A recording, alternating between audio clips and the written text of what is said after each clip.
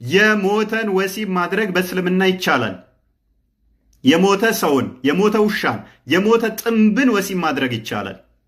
ጥንብን ወሲብ ማድረግ ይቻላል በእስልምና። አሁን ወገናችን እንደሰማችሁት በባለፈው ቪዲዮ መልስ ለመስጠት ሲሞክር አይተናል።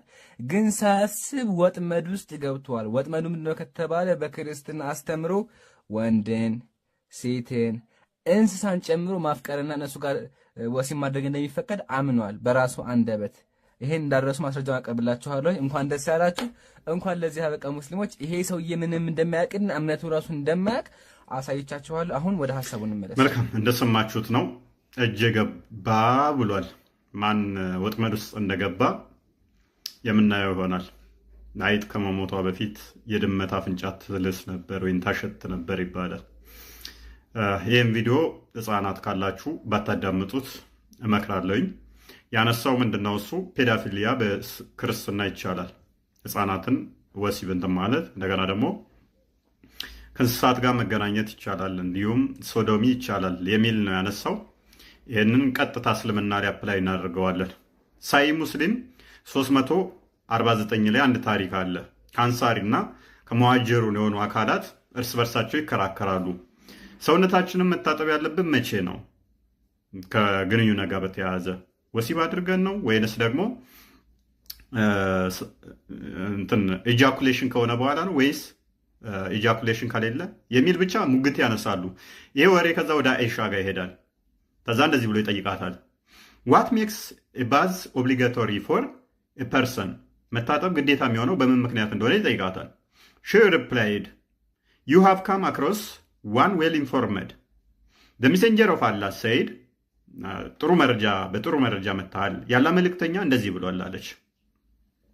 ዌን ኤኒዋን ሲትስ አሚድስት ፎር ፓርትስ ኤንድ ዘ ሰርከምሳይዝድ ፓርትስ ተች ኢች አዘር ኤ ባዝ ቢካምስ ኦብሊጋቶሪ።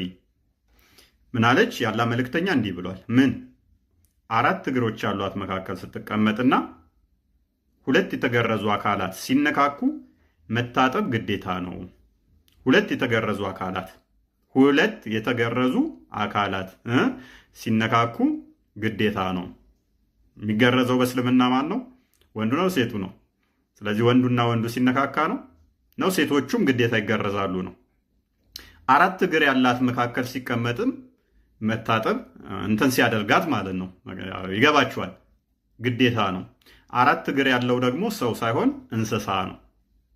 4 እግር ያላት የተባለችው ላም፣ በቅሎ፣ ግመል እሷን ስታደርግ መታጠብ ግዴታ ነው ነብይህ ብሏል። ይሄንን ደግሞ ሳይ ሙስሊምን ያብራራ ሸራቸው ምን ይላል?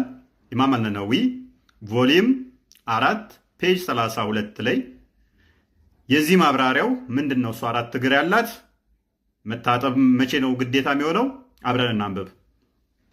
Our companions have said that if the penal head has penetrated a woman's anus or a man's anus or animal's vagina or its anus, then it is necessary to wash. ምን ይላል?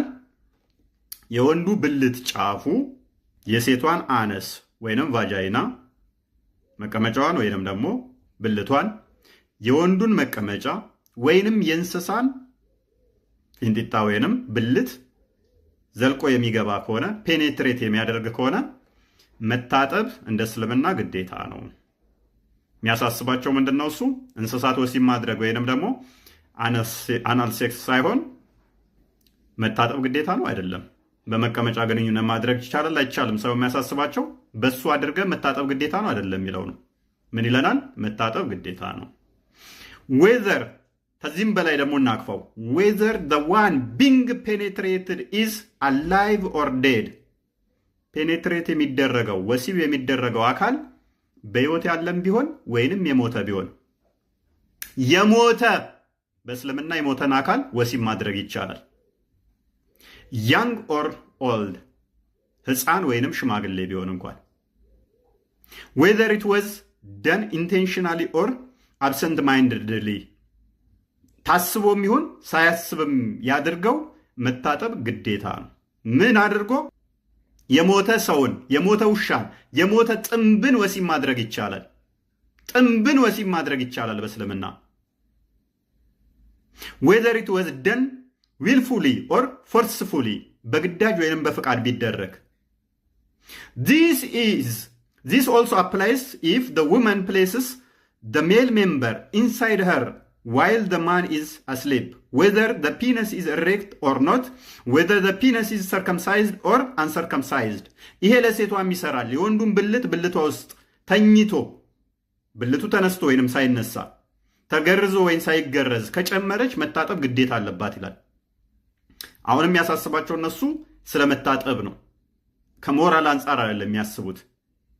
ከሞራል አንጻር አያዩትም፣ ምንም አይመስላቸውም። All these situations require that the person committing the act and the one that act is committed on must wash themselves. ድርጊቱን የሚያደርገውም ድርጊቱን የሚደረግበትም ነገር መታጠብ አለባቸው፣ ግዴታ መታጠብ አለባቸው። Unless the person committing the act or the person that the act is committed on is young male or females. ድርጊቱን የሚያደርገው ወይንም ድርጊቱ የሚደረግባት ሕፃን እስካልሆኑ ድረስ መታጠብ አለባቸው። መታጠብ ያለባቸው መቼ ነው? ድርጊቱ የሚፈጸምበት ወይንም የሚፈጽመው ሕፃን ከሆኑ ብቻ ነው። በእስልምና ሕፃን ልጅም ወሲብ ማድረግ ይቻላል። የፍቺ ምዕራፍ ቁጥር 4 ላይ ቁርአኑም ስለሚፈቅደው ነብያቸውም በ54 ዓመቱ የ6 ዓመት ሕፃን ልጅን ስላገባ፣ ስለዚህ ሕፃን ልጅን ወሲብ ስታደርግ እሱ ግዴታ ላይሆን ይችላል መታጠብ። በተረፈ ግን በዳሌም ይሁን እንስሳትም ይሁን የሞተ ወሲብ አድርገ መታጠብ አለብህ ይላል። እንጨምራውንም if a woman inserts in her vagina an animal's penis she must wash. ሴቷ ደግሞ የእንስሳ ብልት ብልቷ ውስጥ ብትጨምር፣ የአህያ ብልት ለምሳሌ፣ የፈረስ ብልት ለምሳሌ አንዲት ሙስሊም ብልቷ ውስጥ ብትጨምር ግዴታ መታጠብ አለባት። አሁን የሚያሳስባቸው የእንስሳት ብልት እንዴት ብልቴ ውስጥ ይጨምራለሁ ሳይሆን መታጠብ አለባት ነው። if she inserts a detached penis, a severed male member, there are two opinions. The most correct is that she must wash. የወንድ ብልት ገንጥላ ብልቷ ውስጥ ብትጨምር ሁለት ሐሳቦች አሉ፣ ሁለት መፍትሄዎች አሉ። ነገር ግን ትክክለኛው the most correct የሆነው ምንድነው ይላል? ግዴታ መታጠብ አለባት የሚለው ነው።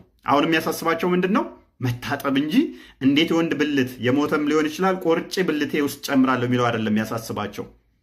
እንደገና ደግሞ እስላሚክ ጁሪስፕሩደንስ ደግሞ ምን ይላል? የእስላሚክ ህግ መመሪያቸው ደግሞ ምን ይላል? በዚህ ጉዳይ ላይ ፈትዋቸው ምን ይላል?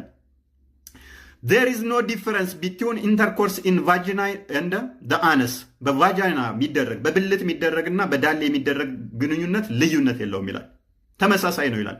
whether with woman or an animal, በእንስሳትም ይሁን በሰውም ላይ የሚደረግ ወሲብ በብልትም የሆነ በዳሌ በቂጥ የሚደረግ ወሲብ ተመሳሳይ ነው ይላል የእስላም መመሪያ። በሁለቱም የሚደረገው ችግር የለውም ይላል። it is concluded from intercourse with animal that the hajj is not invalidated by it.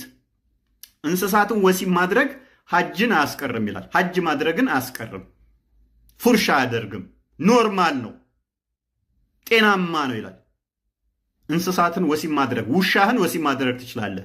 አህያህን በዳሌውም በብልቱም ወሲብ ማድረግ ይችላል ሙስሊም።